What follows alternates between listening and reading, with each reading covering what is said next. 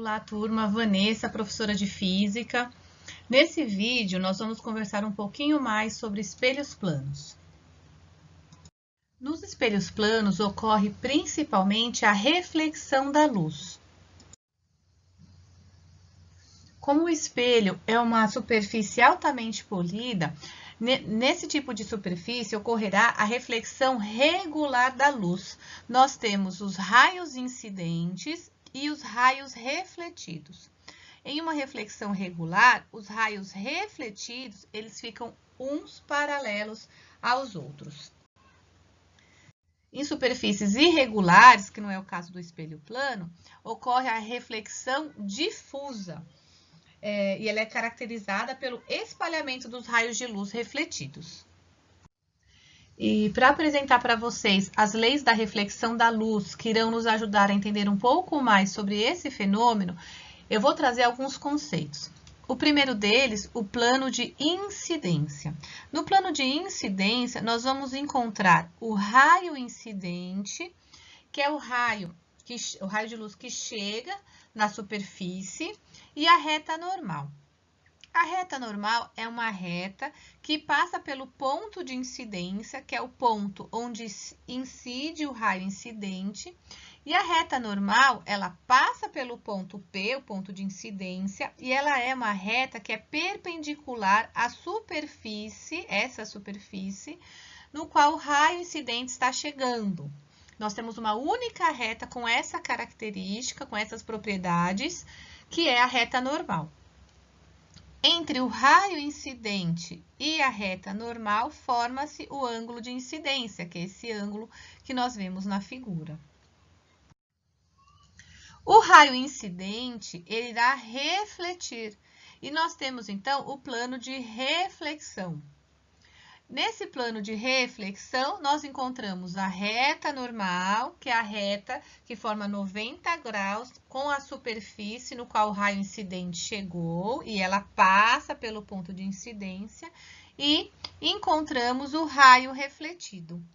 Entre o raio refletido e a reta normal, nós vamos encontrar o ângulo de reflexão. E sabendo, né, dessas definições, nós podemos falar um pouquinho sobre a primeira lei da reflexão da luz. E ela diz o seguinte, que o raio de luz refletido e o raio de luz incidente, assim como a reta normal à superfície, elas pertencem ao mesmo plano, ou seja, elas são complanares. Como o plano de incidência e o plano de reflexão, eles coincidem, então podemos afirmar que o raio incidente, a reta normal e o raio refletido estão no mesmo plano. E a segunda lei, ela nos diz que o ângulo de incidência, ele será igual ao ângulo de reflexão. Então, sabemos que o ângulo I será igual ao ângulo R. E conhecendo as leis da reflexão da luz, nós podemos resolver exercícios sobre o tema. Então, eu trago o exemplo 1 para vocês. É um exercício da Federal de Minas Gerais. Observe a figura. Nessa figura, dois espelhos planos estão dispostos de modo a formar um ângulo de 30 graus entre eles. Então, eu tenho o primeiro espelho formando 30 graus com o segundo espelho. Um raio luminoso incide sobre o primeiro espelho, formando um ângulo de 70 graus com a superfície. Então, aqui eu tenho o raio incidente, o raio de luz chegando à superfície, ponto de incidência, e entre esse raio de luz e a superfície, eu tenho 70 graus, conforme mostra a figura. Esse raio, depois de refletir nos dois espelhos, cruza com o raio incidente, formando um ângulo ∠D, e ele quer saber esse ângulo. Então, eu tenho o raio de luz incidente, ele reflete no primeiro espelho, reflete no segundo espelho, e gera esse cruzamento. Ele quer saber esse ângulo α. Então, vamos analisar a situação. E vamos olhar um pouco mais de perto para o primeiro momento do fenômeno, quando o raio incidente atingiu a superfície nesse ponto. Então, aqui nós temos o ponto de incidência, que é o ponto onde o raio de luz incidente atingiu a superfície. e é no ponto de incidência que nós iremos encontrar a reta normal. A passagem aqui da reta normal. Uma reta que passa pelo ponto de incidência e forma 90 graus com a superfície, né? Então, nós temos um ângulo aqui de 90 graus, da reta normal até a superfície, para o lado direito, 90 graus, e da reta normal até a superfície, olhando para o lado esquerdo, 90 graus. O ângulo formado entre o raio incidente e a reta normal, temos o ângulo de incidência, e o ângulo formado entre o raio refletido e a reta normal, o ângulo de reflexão. Vejam, o ângulo formado entre a reta normal e a superfície é um ângulo de 90 graus.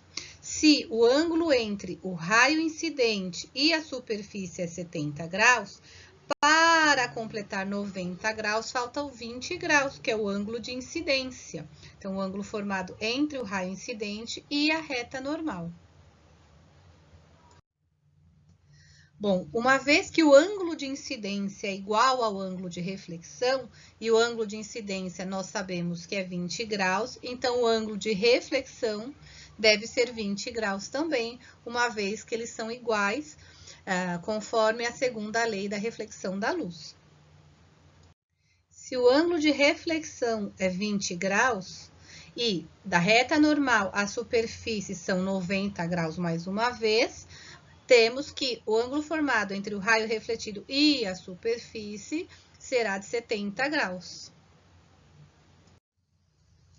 Então, portanto, pela análise que nós acabamos de fazer, sabemos que esse ângulo é 70 graus. Por quê?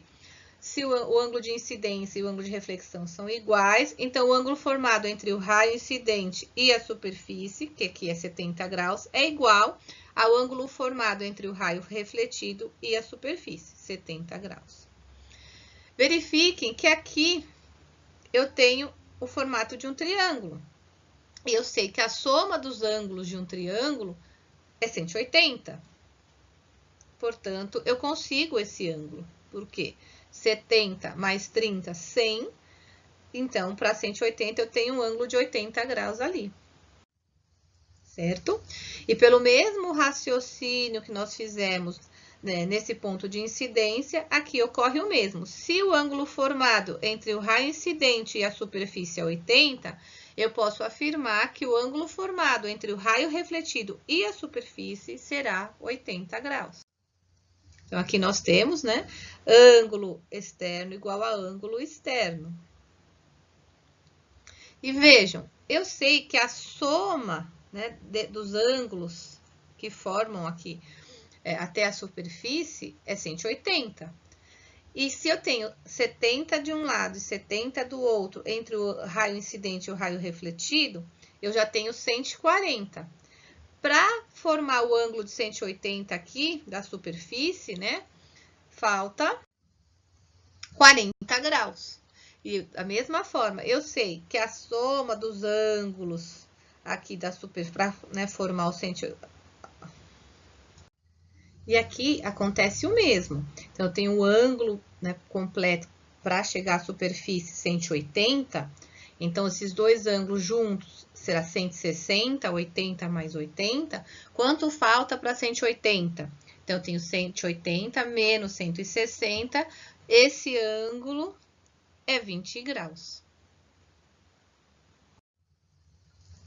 E aí, nós temos a figura de um triângulo novamente, a soma dos ângulos internos de um triângulo, 180 graus. Então, 40 com 20, 60 graus. Quanto falta para 180? 120 graus. Então, eu consigo esse ângulo de 120 graus. E como nós sabemos que dois ângulos opostos pelo vértice, eles são congruentes, eles terão o mesmo valor, o ângulo alfa, o ângulo que nós estamos buscando, será 120 graus. E assim nós encerramos a resolução do exemplo envolvendo as leis da reflexão da luz e espelhos planos. Agora vocês estão prontos para resolver exercícios sobre o assunto. Um bom trabalho. Vamos lá enfrentar a lista de exercícios. Até a próxima.